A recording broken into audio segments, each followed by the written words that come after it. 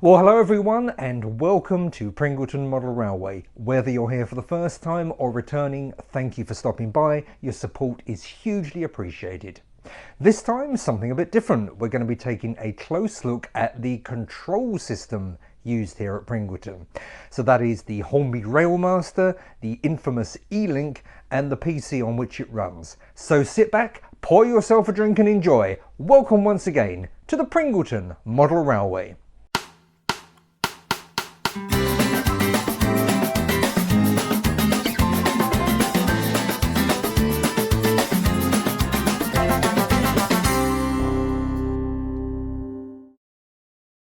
Okay, so we are straight in here with a look at the Pringleton Model Railway control setup. And when I returned to the hobby for the first time, and this must have been nearly 10 years ago now, I absolutely made a decision to go DCC straight away because I thought that would be exactly the right solution to get in multiple locos, multiple stuff going on at the same time. So that was a wise decision, it turned out, and that was used in the previous layout that predated Pringleton and has come across to Pringleton as well. And let's cut to the chase then. So the whole thing is PC driven, and here is said PC. Now this is an old Dell Optiplex, and it was picked up off eBay about 10 years ago. Accompanied by a monitor, also picked up off eBay about 10 years back. You can pick up these things pretty straightforward, pretty easily. And if I recall, the whole thing was probably about 50 quid. Now, it has been upgraded to Windows 11 since then. And actually, it's probably massively overspecified for what it does. But it's great, it's perfect, I can back it up, and I can do all sorts of things with it. So the control system is... here we have it, Hornby Railmaster. And I went for this originally because it was a cheap way of getting into DCC. So Railmaster can run with, I think, the Elite controller, which is a standalone controller, or it can run with the eLink when connected to a PC. So we'll come and have a look at that in the moment. So let's have a look at Railmaster itself. A Windows app, in fact, calling it a Windows app is probably rather generous. It is a program and it looks quite old-fashioned even under Windows 11, but it works. So you can set up a layout here, which is great if you've got points, signals and all that stuff controlled by DCC, which I haven't got. But essentially the key thing that's used here is the locos themselves. So they have a DCC ID, and then you can control them speed-wise with all the usual arrangements. So for example, if I was to select the good old class 59 here, I can either control it with this little control set here, or a double click brings it up into a separate window. If I pick up the class 47, again I can either control it here, shunt, full speed, stop, or the slider, or I can double click on it and I've got a separate window here. So if we were to pick out the good old shunter, where it is, click, and off he goes, just as you'd expect there. Now you may notice down here that I've got two mice as well, one of which is a USB powered remote. So one of the features in Railmaster is that you can also use a mouse for control. So if I've selected that on the screen, if I now use the scroll wheel, that acts as a throttle, and I change direction using the buttons. Now this is absolutely fantastic because with a simple mouse, and this one was I think a $5 off of eBay, I've kind of got a remote throttle which works across the entire layout.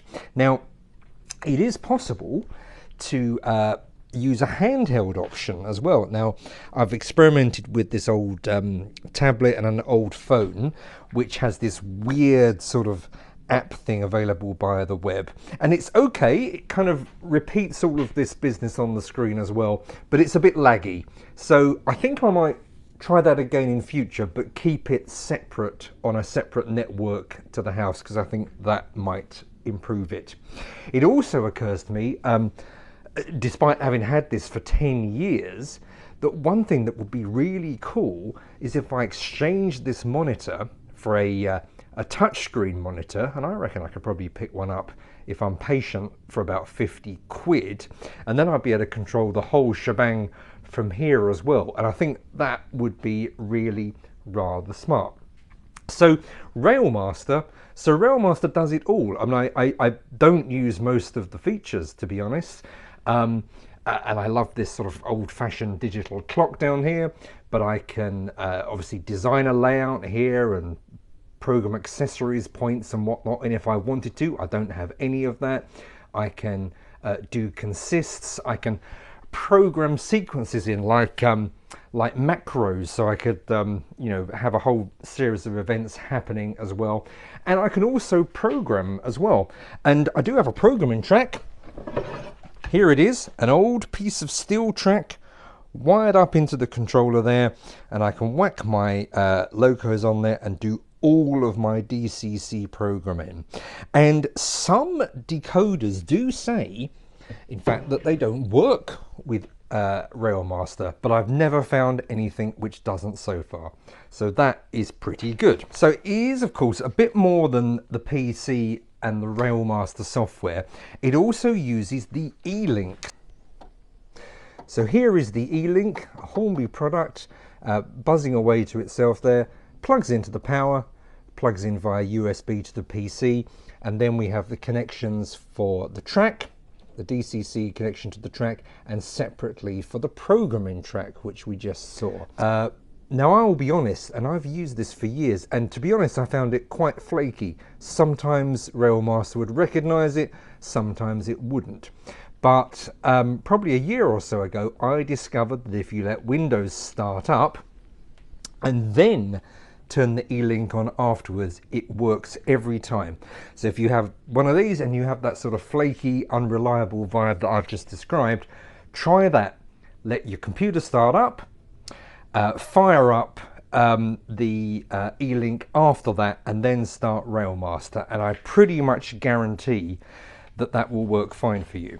So I saw recently that these are, I think, for sale from Rails of Sheffield for 40 quid. So that's the eLink itself plus the Railmaster software. So if you've got a PC knocking around, you can get yourself a fully fledged DCC system for 40 quid. And even if you need the PC, you can pick a decent PC up off eBay for 20, 30 quid and the monitor for probably 20. And it really is you know, a decent value proposition. So up to you know, maybe 100 quid gets you a DCC system. And it's a hobbyist dream, of course, because I work in IT, so I can not only benefit from DCC, but I've kind of got a whole PC in the garage as well. So of course this is where it all falls apart a little bit, because you know, I start with grand ambitions of real high quality, perfect modular wiring, and it doesn't end up like that. But I wouldn't mind betting that doesn't make Pringleton unique.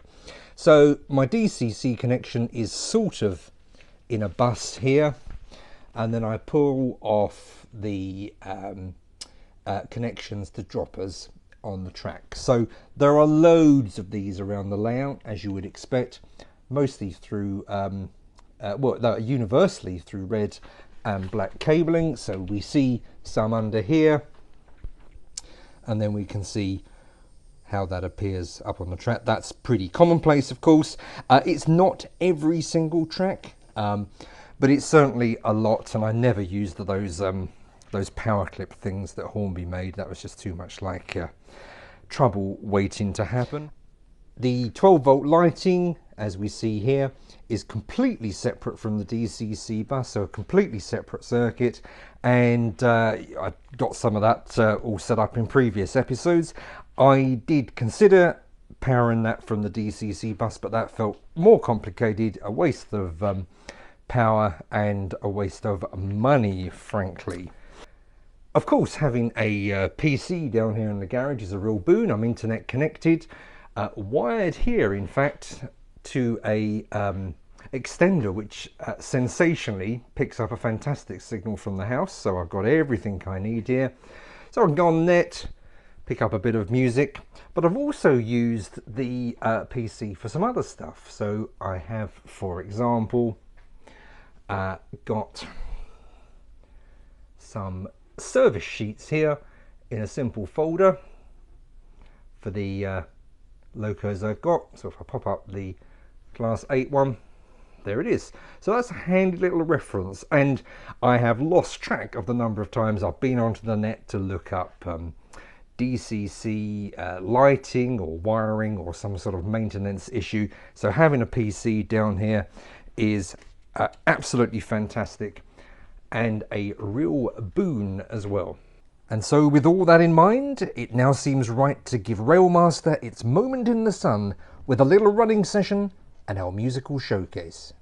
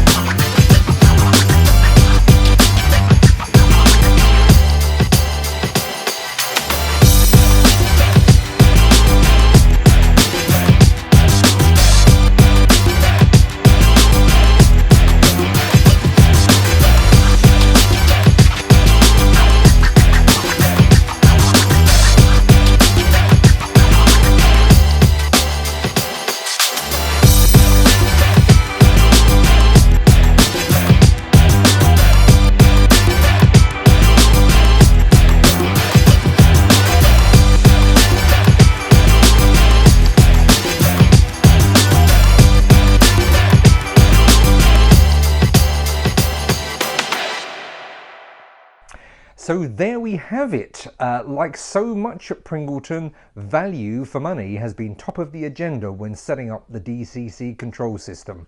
Hornby Railmaster, the eLink, a dodgy old PC, gets a full DCC control system at a pretty decent price. And it works, it's reliable, and you can do other stuff on the PC as well. What's not to like? Well, that just about wraps it up for this episode. If you've enjoyed, please do consider liking, commenting, subscribing, even sharing. Anything you can do to support is really, really appreciated. Until next time, thanks ever so much for watching. Look forward to seeing you again soon. All the best for now. Cheerio.